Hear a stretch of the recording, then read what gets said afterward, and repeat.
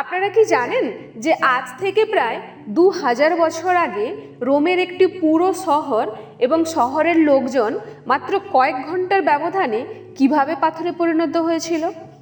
আপনারা হয়তো সকলেই গ্রিক রাজা মিডাসের গল্প শুনে থাকবেন, যেখানে রাজা তার লোভ এবং মূর্খতার কারণে নিজের মেয়েকেও সোনার মূর্তিতে পরিণত করেছিল। কিন্তু আজকের আমাদের এই ঘটনা কোনো কাল্পনিক বা রূপকথার গল্প নয়। হ্যাঁ বন্ধুরা, আজ আমি আপনাদের শোনাবো আজ থেকে প্রায় 2000 বছর আগের একটি ঘটনা। কালচক্রে পৃথিবীর মানচিত্র থেকে হারিয়ে যাওয়া শহরের মর্মান্তিক কাহিনী। এমন এক শহর যেখানে মানুষ মুহূর্তে পাথরে পরিণত হয়েছিল। আসুন শোনা যাক সেই হতভাগ্য শহরের করুণ কাহিনী। তার আগে একটি অনুরোধ, যদি ভিডিওটি ভালো লাগে তবে লাইক করবেন এবং কমেন্টসের মাধ্যমে জানাবেন ভিডিওটি কেমন লাগলো, আর অবশ্যই চ্যানেলটি সাবস্ক্রাইব করবেন। বন্ধুরা, এখন মোবাইল স্ক্রিনে আপনারা যে ছবিটি দেখতে পাচ্ছেন সেটা মানুষের দ্বারা তৈরি কোনো পাথরের মূর্তি নয়। এগুলো হলো আসলেই জীবন্ত মানুষ, যা এক বিশেষ কারণে পাথরে পরিণত হয়েছিল। আর এই করুণ পরিণাম হয়েছিল একজন বা দুজনের নয়, পুরো একটি শহরবাসীর। এই শহরে বসবাস ছিল প্রায় 20,000 লোকের। যদিও এই মহাপ্রলয়ের বেশিরভাগ নিদর্শন আজ নিশ্চিহ্ন, তাহলেও যতগুলি মৃতদেহ পাওয়া গেছে তার সংখ্যাও কিন্তু খুব কম নয়, প্রায় 1150টি। এইসব কথা ভাবলেই আমাদের মনে ভীতির সঞ্চার হয়। এখন আপনাদের মনে প্রশ্ন উঠবে, এই লাশগুলি বা এই মৃতদেহগুলি আসলে কাদের? তারা কোথায় বাস করত? কোন সময়ে এই বিপর্যয় ঘটেছিল? তারা এমন কী কাজ করেছিল যে পুরো শহরটাই মানচিত্র থেকে মুছে গিয়েছিল? আর এই সমস্ত প্রশ্নের উত্তর পেতে হলে আমাদের চলে যেতে হবে পৃথিবীর একটি বিখ্যাত দেশ ইতালিতে। আর ইতালির এই অভিশপ্ত শহরটির নাম ছিল পম্পেই। খ্রিস্টপূর্ব 7ম শতাব্দীতে এই পম্পেই নগরের গোড়াপত্তন করে মধ্য ইতালীয় এক গোষ্ঠী, যারা অস্কি নামে পরিচিত। পম্পেই নগরী ছিল ইতালির অন্যান্য গুরুত্বপূর্ণ শহরের জন্য একটি বাইপাস। এই জন্য এই নগরের গুরুত্ব শুধুমাত্র রোম সাম্রাজ্য নয়, গ্রিক সাম্রাজ্যের নিকটও ছিল অপরিসীম। তারই ফলস্বরূপ গ্রিকরা এই শহরটি দখল করে নেয় খ্রিস্টপূর্ব 6ষ্ঠ শতাব্দীতে। পম্পেয়ের প্রাকৃতিক সৌন্দর্য একে রোমান ও গ্রিক সাম্রাজ্যের গণ্যমান্যদের আমোদস্থলে পরিণত করেছিল। তবে ইতিহাসের পাতায় পম্পেয়ের আগমন ঘটে দ্বিতীয় সামনাইট যুদ্ধের মাধ্যমে। সামনাইটরা এই যুদ্ধের পরে পম্পেই দখল করে নেয় এবং জোরপূর্বক রোমান কনফেডারেশনের অন্তর্ভুক্ত করে নেয়। সামাইটদের আমলেই পম্পেয়ের সকল স্থাপত্য আর মন্দির নির্মিত হয়, যা আজও পর্যটকদের আকর্ষণ করে। 89 খ্রিস্টপূর্বাব্দে পম্পেইবাসী বৃহৎ ইতালীয় জোটে যোগ দেয় এবং রোমানদের বিরুদ্ধে একটি ব্যর্থ বিদ্রোহে অংশগ্রহণ করে, যা রোমান সেনাপতি লুসিয়াস সুলা দক্ষতার সাথে দমন করেন। এর ফলস্বরূপ বাকি জোটের সাথে পম্পেইবাসীকেও রোমান নাগরিকত্ব বরণ করে নিতে হয়েছিল। এরপর রোমানরা পম্পেই নগরীতে রোমান দেবতাদের বিভিন্ন মন্দির এবং বড় বড় রোমান আদলে ডিজাইন করা স্থাপত্য নির্মাণ করে। ফলে শান্তি ফিরে আসে পম্পেয়ের বুকে। এখনও পর্যন্ত পাওয়া তথ্য অনুসারে শহরটি 3 কিলোমিটার পরিধির দেওয়াল দিয়ে ঘেরা ছিল। শহরটি 3 ভাগে বিভক্ত ছিল। এর মধ্যে সবচেয়ে উঁচু অংশকে ফোরাম হিসেবে চিহ্নিত করা হয়েছিল। এই ফোরাম ছিল শহরের প্রাণকেন্দ্র। জুপিটার, জুনো এবং মিনার্ভার বিশাল বিশাল মন্দির ছিল প্রধান ধর্মীয় উপাসনালয়। দক্ষিণ দিকে শহরের গণ্যমান্য ব্যক্তিদের বাসস্থান এবং কার্যালয় ছিল। এর পরের অংশ ছিল ত্রিভুজাকার ফোরাম, যেখানে বড় আকারের একটি গ্যালারি এবং থিয়েটার আবিষ্কৃত হয়েছে।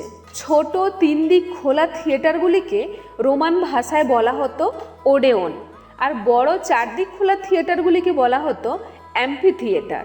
আর থিয়েটারগুলির পাশেই থাকতো গ্ল্যাডিয়েটর ব্যারাক, যেখানে গ্ল্যাডিয়েটরদের ট্রেনিং দেওয়া হতো। এর নিকটেই প্রাচীন গ্রিক দেবতা জিউস এবং আইসিসের মন্দির অবস্থিত। শহর জুড়ে ছড়িয়ে ছিটিয়ে অনেক স্নানাগার এবং পতিতালয় ছিল। উল্লেখযোগ্য বিলাসমহলের মধ্যে হাউস অফ ফন বিখ্যাত। এছাড়াও house of silver wedding, house of gladiator এবং প্রধান বাণিজ্য কেন্দ্র হাউস অফ ভিট্টে বিখ্যাত ছিল। এছাড়াও হাজার হাজার চিত্রকর্ম, ভাস্কর্য উদ্ধার করা হয়, যার অধিকাংশই আজ নেপলস জাতীয় জাদুঘরের গ্যালারির শোভাবর্ধন করছে। এই শহরটি রোমান সম্রাটদের আমলে খুবই খ্যাতি লাভ করেছিল, আর রোমানদের দখলে আসার পর এই শহরের ভাগ্যই বদলে যায়। আর কিছুদিনের মধ্যেই এই শহর এতটাই উন্নত হয়ে গিয়েছিল যে গুরুত্বপূর্ণ শহরে পরিণত হয়েছিল। এই সময় ব্যবসা বাণিজ্যে পুরো রোমান সাম্রাজ্যে এমন কোনো শহর ছিল না যা এই শহরের সমকক্ষ ছিল, কারণ এই সময় ব্যবসা বাণিজ্যের কেন্দ্রে পরিণত হয়েছিল এই পম্পেই শহর। এই ব্যবসা বাণিজ্যের কারণেই অনেক দূর দূরান্ত থেকে লোক এই পম্পেই শহরে আসতো। আপনি শুনলে অবাক হবেন যে পম্পেই শহরের লোক কী ধরনের ব্যবসা করত, যা কিছুদিনের মধ্যেই তাদেরকে অনেক ধন সম্পত্তির মালিক করে তুলেছিল। পম্পেই শহরের বেশিরভাগ লোক দেহ ব্যবসার সঙ্গে লিপ্ত ছিল। ঐতিহাসিকদের মতে এই শহরের স্ত্রী, পুরুষ, বয়স্ক সবাই এই ব্যভিচারী জীবনে লিপ্ত হয়ে পড়েছিল। আর এর নিদর্শন আজ শহরে যত্রতত্র বিদ্যমান। শহরের বেশিরভাগ ঘরে অশ্লীল চিত্র পাওয়া গেছে, আর এই শহরের বেশিরভাগ লোক নিজেদের ইচ্ছেতে বা জোরপূর্বক এই ব্যবসায় জড়িয়ে পড়ত। আমরা বলতে পারি যে এই শহরের পুরো অর্থ ব্যবস্থাই এই দেহ ব্যবসার উপর নির্ভর করত। তারা তাদের ব্যভিচারী জীবনযাত্রার সমস্ত সীমানা পার করে দিয়েছিল। এছাড়াও এই শহরের কেন্দ্রস্থলে একটি বিশেষ বেশ্যাগৃহও পাওয়া গেছে, যা ছিল একটি দ্বিতল ভবন, যার নিচের অংশে আমজনতার জন্য এবং ওপরের অংশে বিশেষ ব্যবসায়ী বা রাজপরিবারের লোকেদের জন্য ব্যবহার করা হতো। এই বিশেষ শহরটি একটি আগ্নেয়গিরির পাদদেশে অবস্থিত ছিল, আর সেই পাহাড়টির নাম ছিল ভিসুবিয়াস, যা আজও ইতালিতে সুপ্ত অবস্থায় দাঁড়িয়ে রয়েছে। আগ্নেয়গিরির এত কাছে থেকেও এই শহরের লোকেদের মনে কোনো ভয় ছিল না, কারণ তারা সবাই খুব নিম্নমানের ব্যভিচারী জীবনযাপনে ব্যস্ত ছিল। হয়তো তারা ভাবতো যে গত 700 বছরে যখন কিছু হয়নি, তাহলে আর চিন্তার কি আছে। কিন্তু নিয়তির হাত থেকে কে রক্ষা পেয়েছে কিংবা কবেই বা রক্ষা পেয়েছে। জুলিয়ান পঞ্জিকা মতে সাল তখন 79। একদিন সবাই যখন তাদের নিত্য কাজে ব্যস্ত, হঠাৎ প্রকৃতি এক বিকট রূপ ধারণ করে। এই শহরের পাশে অবস্থিত আগ্নেয়গিরি প্রবল আর্তনাদ করে বিস্ফোরিত হলো। তার মুখ থেকে বেরিয়ে এলো রাগের বহ্নিশিখা। তীব্র গতিতে লাভা ও আগুন ছড়িয়ে পড়েছিল যত্রতত্র। এর ফলে ভর দুপুরেই চারপাশ কালো করে আঁধার নেমে এসেছিল। আকাশে আগুন ও ধোঁয়ার মেঘ ছাড়া আর কিছুই দেখা যাচ্ছিল না। আর কয়েক মিনিটের মধ্যেই শহরের বেশিরভাগ লোক মৃত্যুর কবলে ঢলে পড়েছিল। বলতে পারেন অগ্নুৎপাতের ফলে সৃষ্ট তাপে যে যেমন অবস্থায় ছিল সেই অবস্থাতেই স্তব্ধ হয়ে গিয়েছিল। আকাশ থেকে বৃষ্টি হচ্ছিল গরম ছাই ও পাথরের। কিছু লোক পালিয়ে যাওয়ার চেষ্টা করেছিল, কিন্তু এই বিস্ফোরণের ভয়াবহতা এতই বেশি ছিল যে তা সম্ভব হয়ে ওঠেনি।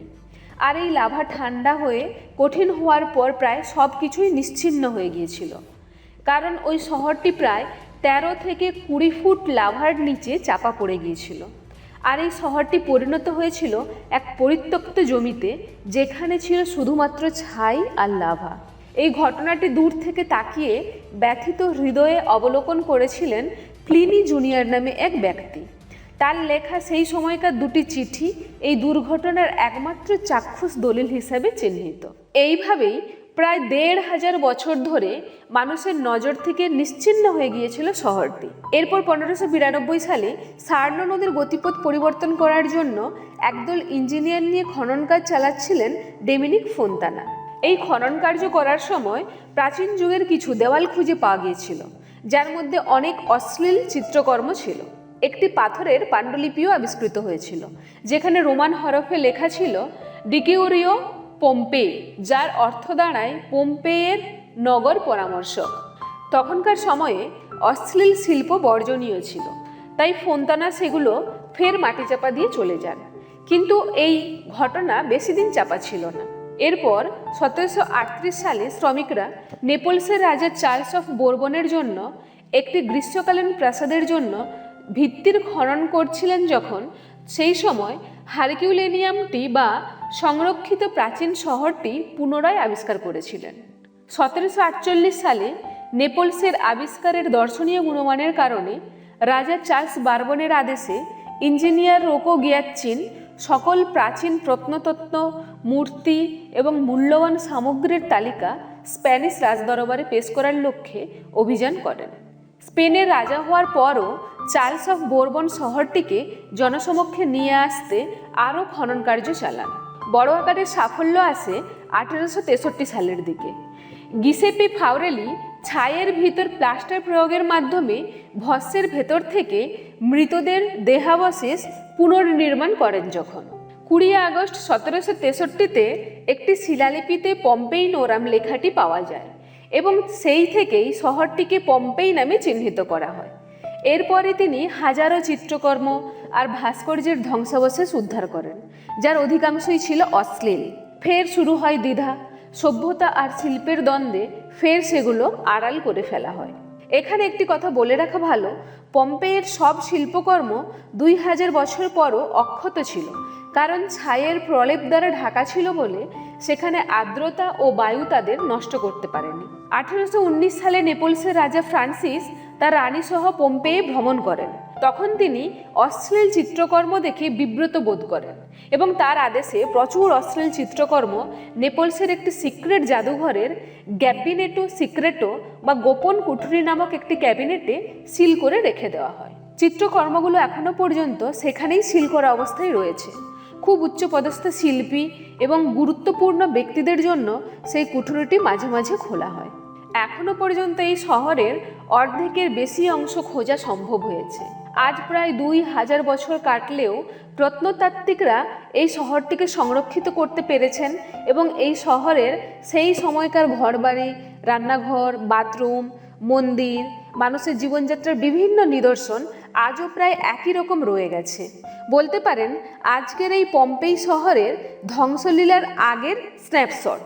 এখনও এর দেওয়ালে দেওয়ালে, শহরের পথে ঘাটে কান পাতলে পম্পেইবাসীর হাহাকার শোনা যায়। এই করুণ ঘটনাকে রূপালী পর্দায় চিত্রায়িত করে 2014 সালে পম্পেই নামে একটি চলচ্চিত্র নির্মিত হয়েছিল। এর পূর্বেও এই ঘটনাকে কেন্দ্র করে লেখা হয় the last days of Pompeii নামক একটি উপন্যাসও। এই পম্পেই শহরটিকে ইউনেস্কো ওয়ার্ল্ড হেরিটেজ সাইট হিসেবে স্বীকৃতি দিয়েছে। অনেকে এই স্থানটিকে পৃথিবীর অষ্টম আশ্চর্যও বলে থাকেন।